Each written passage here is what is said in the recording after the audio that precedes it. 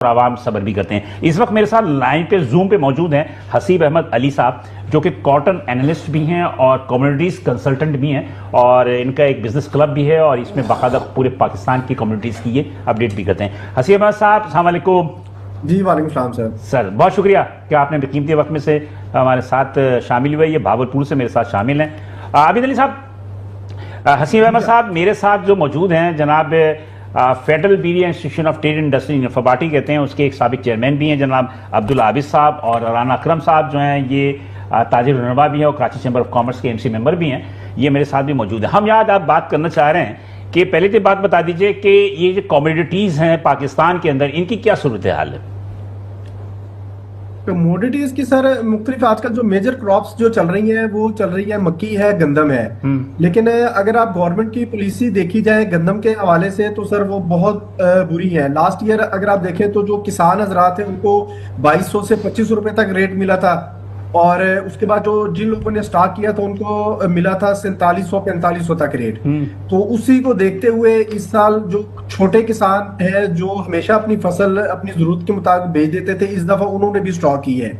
तो गंदम के हवाले से इस दफा उन्होंने जब स्टॉक किया है तो गवर्नमेंट ने प्राइवेट सेक्टर को जो टारगेट्स दिए थे वो भी अभी तक पूरे नहीं हो पा रहे हैं। वजह यही है कि किसान हजरात ने अपनी गंदम रोक के रखी हुई है, और उनको भी पता है कि आने वाले दिनों के अंदर जैसे ही ये गंदम की थोड़ा सा खत्म होगी, सीजन एंड होगा, तो इनका रेट्स बढ़ जाएंगे। तो गंदम के हवाले से गवर्नमेंट की पॉलिसी बिल्कुल अच्छी नहीं है। इसी तरह अगर मक्की का देखा जाए तो आजकल एक जो स्टॉक किया होता है, जो मिडल मैन होता है, पहले जो होता था ये सिर्फ एक किसी मखसूस टाइम के वक्त स्टॉक करता होता था जिससे इनको बाद में प्रॉफिट हो जाता, लेकिन अब बाकायदा ये कारोबार की शक्ल इख्तियार कर गया है। जो लोग कमीशन जेंट्स होते थे गल्ला मंडियों के अंदर किसानों से मक्की या गंदम या कपास लेकर आगे मिल वालों को भेजते थे, अब वो लोग जो है ना वो स्टॉक करना शुरू हो गए हैं किसानों से। चले ये तो आम कम्युनिटीज की बात हो गई। अब यहाँ पर हम बात कर रहे हैं टेक्सटाइल की, और टेक्सटाइल इंडस्ट्री की सबसे बड़ी जो बुनियादी चीज होती है वो कपास होती है। कपास की क्या सूरत हाल है?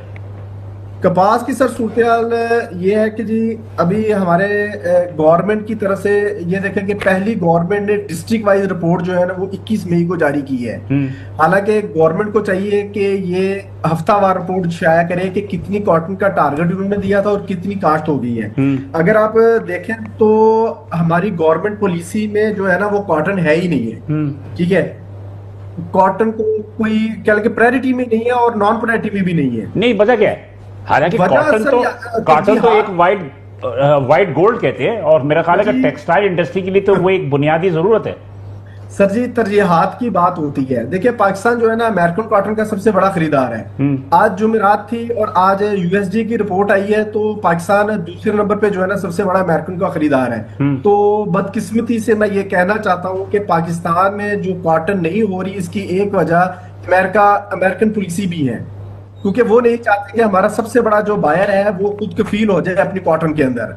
मेरी इस बात से जो हमारे जो पुराने जो लोग हैं वो इस बात से मुत्फिक होंगे कि अमेरिका जो है वो ये करना ही चाहता है कि यहाँ पे जो है ना पाकिस्तान के अंदर कॉटन पैदा हो। और आप देखिए पिछले 2 साल हो गए पाकिस्तान में जो कॉटन पैदा हो रही है तकरीबन 55 लाख बेल्स के करीब कॉटन पैदा हो रही है, जो इससे पहले 2022-23 में 75 लाख बेल थी, और 2015-16 के अंदर 1.5 करोड़ बेल्स के करीब हमारे यहाँ कॉटन पैदा होती थी। तो अनफॉर्चुनेटली ये टारगेट मजीद कम हो रहा है, और इस साल जहां तक कुछ आपके कंसल्टेंट आपके कुछ माहिर ये कहते हैं कि जनाब अली की शुगर कैन गन्ना पैदावार करने वालों ने जो शुगर मिल्स है ना उन्होंने ज्यादातर जो है वो गन्ना पैदा करने के लिए लोगों को किसानों को ज्यादा प्रॉफिट दिया है, जिसकी वजह से उन्होंने कॉटन जो है वो उन्होंने उगाना कम कर दिया है। इसलिए कॉटन के लिए पानी चाहिए, और पानी की कमी की वजह से ये तमाम की तमाम चीजें होती हैं। पानी तो गन्ने को भी चाहिए। जी सर, जिस तरह गंदम का और गन्ने का सरकारी रेट निकलता है ना, तो गवर्नमेंट को भी चाहिए इसका कपास का भी सरकारी रेट एक मखसूस निकाल दे, उसके बाद क्वालिटी के लिहाज से उसको ऊपर नीचे रेट हो जाता है। रिसर्च पर अभी कपास कितनी एक साथ की तैयारी दहाइयों से रुकी हुई है। किसान को कोई यानी कि बीमा किसी चीज का नहीं मिलता।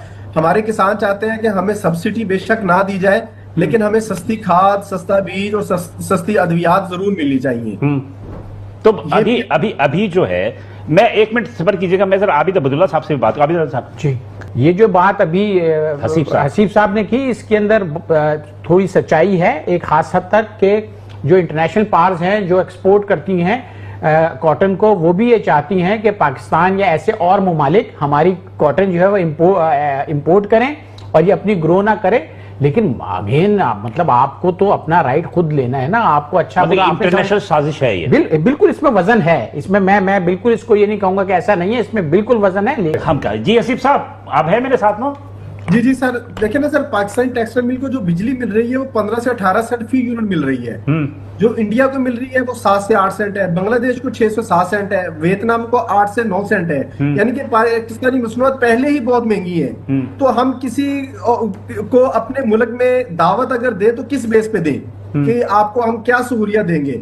ऊपर आप अगर टैक्स का निजाम देखें तो हमारे यहाँ जो है वो टैक्स की पॉलिसी इस तरह है कि हमारे जो टैक्स गवर्नमेंट को हमने सेल टैक्स वगैरह जमा करवाया होता है वो हमें रिफंड ही नहीं करते। ठीक है, सेल टैक्स महीने क्या सालों तक फंसा रहता है। ताजर जो सरमायाकारी हुकूमत के पास बिला जो पैसे पड़े हुए हैं कारोबार चलाने के लिए महंगा कर्जा लेना पड़ रहा है हमें। ठीक है ना, अरबों रुपए हमारे रिफंड वाजिबुल अदा है गवर्नमेंट की तरफ टेक्सटाइल सेक्टर के। तो इसी सूरत की बिना पे लोग हमारे। अच्छा, मुझे हसीब साहब ये बताइएगा कि चूंकि कम्युनिटीज के आप बड़े कंसल्टेंट भी हैं, स्पेशलिस्ट भी हैं, मुझे एक बता दीजिए कि जनूबी पंजाब में भी सबसे ज्यादा काश्त किस चीज की हो रही है? जनूबी पंजाब में सर सबसे ज्यादा कॉटन की हो रही है। हाँ। खासकर बहावल नगर और रहीमियर खान बहावलपुर। यहाँ पे रहीमियर खान में अब जो है ना पिछले साल से कॉटन कम हो रही है क्योंकि वहां पे पानी अच्छा है और वहां पे एक नई शुगर मिल आपको बता दूं कि लग रही है और उसके लिए 80 मेरे ख्याल है कि 80 एकड़ रकबा या इससे ज्यादा जो है ना वो फरोख्त हो गया, बल्कि ले लिया एक शुगर मिल ने। वो जेडीएम शुगर मिल के आई थिंक है उनके, वो लग रही है। तो असल सर मामला जो है ना यहाँ पे है कि भी तरजीहात की कमी है। कॉटन जो है ना उसको कोई बंदा पूछ ही नहीं रहा, गवर्नमेंट समेत। यहाँ पे हर बंदे को अपनी खुद देखना पड़ेगा कि हमने अपने मुल्क के लिए और अपने कारोबार के लिए क्या करना है। तो अच्छा, अब ये जो 55 लाख आप बात कर रहे हैं गांठें निकलती हैं, ठीक है जी, मुझे बताइए कि क्या ये हम यहाँ से एक्सपोर्ट भी करते हैं या सारा कंज्यूम हो जाता है पाकिस्तान के अंदर ही लोकल? नहीं सर, हम तो ये तो हमारी खुद की जो मैन्युफैक्चरिंग के लिए भी कम है। हमें तकरीबन 75 से 80 लाख बेल बाहर से मंगवानी भी पड़ रही है।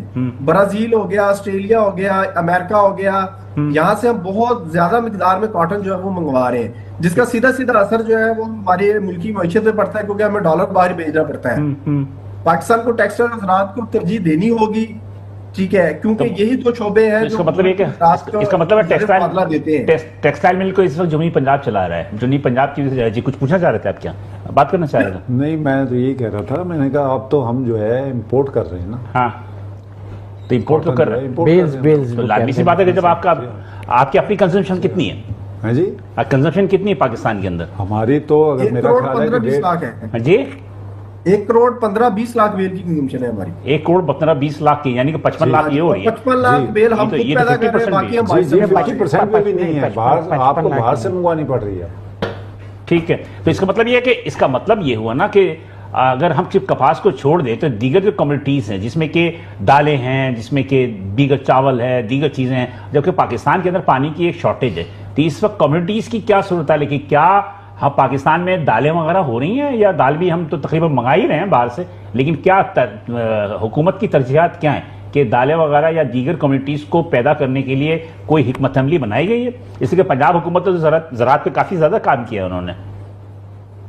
नहीं सर, कोई हिकमत अमली नहीं है अभी तक, कोई पॉलिसी उनकी सामने भाई मरीम नवाज हुकूमत ने तो ज़राअत पे उन्होंने काफ़ी ज़्यादा इनिशिएटिव लिया है, ट्रैक्टर दिया है उन्होंने, बीजे दिए, उन्होंने कर्जे दे रहे हैं, वो फिर ज़राअत में तो इजाफा होना चाहिए ना पंजाब में। देखे ना, मैंने सबसे पहले यही बात की थी कि जो किसान है ना वो चाहता है कि हमें सब्सिडी ना दी जाए, हमें आप अच्छा बीज दें, हमें आप सस्ती खाद दें और सस्ती अद्वियात दें, हम अपने आप को खुद तो फील वो कर लेंगे, वो कोई इशू नहीं है उनके लिए, और आखिर में अच्छा रेट दें। अच्छा रेट दें ना, मेहनती है। जी जी जी आसिफ साहब, मैंने कहा सर हमारे किसान मेहनती है। पाकिस्तान जो है कि ज़रूरी मुल्क है। हाँ। जब हम छोटे होते तो हम यही सुनते आ रहे थे कि पाकिस्तान ज़रूरी मुल्क है, इसके 4 सूबे हैं और 4 मौसम है, ठीक है, लेकिन बदकिस्मती से जब बड़े हुए, जब हम खुद फील्ड के अंदर है तो हमें सारा कुछ पता चला कि इस तरह का कोई भी नहीं है मुल्क के अंदर। मतलब ये है कि अब ज़राअत जो है वो है, लेकिन मेरा अपना ज़ाती राय है कि हमने तो ये सुना भाई कि और देखा भी कि पंजाब की हुकूमत जो है ज़राअत पे काफ़ी से ज़्यादा इनिशिएटिव ले रही है। NIFC बनी, NIFC भी जो है ज़राअत के लासे चोलिस्तान में वो काश्तकारी करना चाह रहे थे पानी वानी से। तो मतलब ये कि पंजाब में तो मतलब फिर भी ये कि दीगर कम्युनिटीज़ जो है, सिंध में कपास ज़्यादा है, सिंध आपकी कपास ज़्यादा पैदा कर रहा है बनस्बत पंजाब के। ये आर यू एग्री? बिल्कुल बिल्कुल ऐसी है सर। असल दरअसल ना पॉलिसी में तसलसल नहीं है हमारी में। कोई भी पॉलिसी आती है, देखे ना, हमने जो बाहर से ऑर्डर लेने होते हैं वो हमने 6 महीने पहले लेने होते हैं, ठीक है। लेकिन जब आकर हम वहां पे कोई ऑर्डर तैयार करना चाहते हैं तो हमारी पॉलिसीज चेंज हो जाती हैं। कारोबारी माहौल ही नहीं है यहाँ पे, किसानों को तहफ़्फ़ुज़ भी नहीं मिल रहा। जब तक इनको तहफ़्फ़ुज़ मिलेगा तब तक यही सूरत जो है ना वो यही रहेगी, ये नहीं। अच्छा, मसले की बात ये सिवा मैं खुद भी कह रहा था, आप अब्दुल्ला साहब से भी ये कह रहा था कि हम टेक्सटाइल जो है सबसे ज्यादा पाकिस्तान से बरामद की जाती है। 17 अरब डॉलर की उनकी फॉरेन एक्सचेंज लेकर आते हैं। जो उनकी अपनी ज़रूरियात होती हैं वो ज़रूरियात हम मुल्क में पैदा करके मजीद हम इससे सस्ता भी कर सकते हैं। लेकिन बात क्या है कि क्या किसान को मजबूरी है या हुकूमत उनके साथ जुल्म कर रही है, या उन पर टैक्सेस का इजाफा ज्यादा हो रहा है, या उन्हें वो चीजें प्रोवाइड नहीं है? मुझे मेरा पास आती रहा है कि सारा कसूर हुकूमत को तो नहीं है, इसमें कुछ हमारा भी कसूर है। जी हसीब साहब। हमारा कसूर सर इस तरह है कि देखे ना, किसान जो है ना, मैं अगर कॉटन की बात करूं, अगर किसान को सही माहौल और सही फैसिलिटीज नहीं मिलेगी ना, वो क्या करेगा, वो अदर कमोडिटीज पे चला जाएगा। वो मक्की काश्त कर लेगा, वो गंदम काश्त कर लेगा, वो क्या नाम है, वो गन्ना काश्त कर लेगा, वो दीगर चीजें काश्त करना शुरू कर देगा। किसान देखिए हसीब साहब, बात यह है कि हमेशा गलतियां जो है वो जाती जो है एक तरफी नहीं होती। इसमें हमारा किसान भी थोड़ा सा जो है वो क्या कहते हैं उसको, कि अपने फायदे के लिए ज्यादा चीजें देखता है, वो मुल्की मफाद को इतना तरजीह देता है, या हुकूमत की सबसे तो बहरहाल आपको टैक्सेस में छूट भी मिलती है, आपको बहुत सारी सब्सिडी भी मिलती है, इसके बावजूद किसान जो है वो काम नहीं कर रहा है जिसमें कि थोड़ा बहुत जो मुल्क के मफाद के लिए वो काम आए। आप एग्री करते हैं कि कुछ हमारी भी गलतियां हैं? सर जी बिल्कुल है, मेरी बात सुने। देखिए, एक नेशनल कॉटन पॉलिसी हम लोगों ने बनाई थी, PCG ने और एप्टमा ने मिलकर गवर्नमेंट को दी थी कि एक नेशनल कॉटन पॉलिसी बनाए जिसके अंदर शुगर मिल का ना, जो कॉटन वाले इलाके हैं वहां पे शुगर मिल ना लगे, ठीक है, कॉटन जूनिंग होनी चाहिए। लेकिन बदकिस्मती ये देखें कि जो हमारी अरेंजर खां का इलाका है जहाँ पे सबसे बेहतरीन कॉटन थी, वहां पे अब 3 से 4 शुगर मिलें लगे। जी बहुत शुक्रिया सिम्मा साहब। ये थे जनाब हजरत अहमद अली साहब, ये हमें भावलपुर से ज्वाइन कर रहे थे और कॉटन एनालिस्ट और कम्युनिटीज कंसल्टेंट थे ये इन्होंने। और हसीब साहब जो कि जूम पे मौजूद थे, उनका भी बहुत शुक्रिया कि उन्होंने भावलपुर से मुझे डायरेक्ट तौर पे ज्वाइन किया।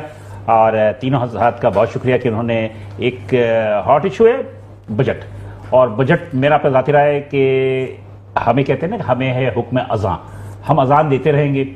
अब वो नमाजी कितने आते हैं हमें तो नहीं पता, लेकिन ये कि हुकूमत जो है वो किसकी बात पर भरोसा करती है या कोई नोटिस लेती है, और जो तजावीज़ ताजिरान देते हैं वो ताजिरान की तजावीज़ को कबूल करे। आवाम की तो कोई सुनता नहीं है, इसलिए कि आवाम जो है वो जो भी कहते हैं कभी उनका पूरा होता नहीं है। बच्चे बिजली गैस पानी की कीमतें बढ़ जाती हैं और भुगतते वो एक बेचारा गरीब आवाम है। बहरहाल अल्लाह ताला इस मुल्क को कायम दायम रखे और हमारे हुक्मरानों को आवाम दोस्त पॉलिसी बनाने की हिदायत करे। फिलहाल इसमें इजाज़त दीजिए, इंशाअल्लाह कल दोबारा इसी वक्त आपसे दोबारा मुलाकात होगी। उस वक्त